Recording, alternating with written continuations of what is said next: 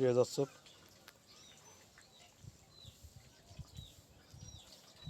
নয়নতারা গাছে ফুল ফুটেছে, তার নিচেই রয়েছে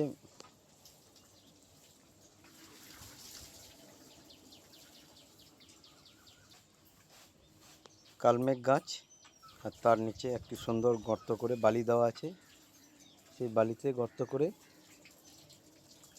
এই গিরগিটি ডিম দেবে বলে গর্ত খুঁড়ে বাসা তৈরি করছে।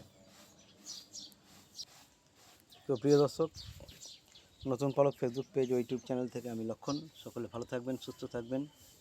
গ্রাম বাংলার এই ধরনের পশু প্রাণীদের দেখে আমাদের মন উদ্বিগ্ন হয়, উজ্জীবিত হই। আমরা নিজেদের ওদের সংগ্রাম, ওদের লড়াই দেখে আমরাও মানব জীবনে অনেক শিক্ষা নিতে পারি।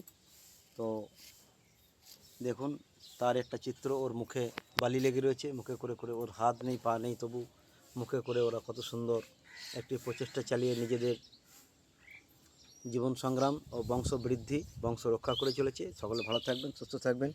আর নতুন পালক ইউটিউব চ্যানেল থেকে সাবস্ক্রাইব, লাইক, শেয়ার, কমেন্ট করে দেবেন। সকলে সুস্থ থাকবেন, ভালো থাকবেন। শুভ সকাল।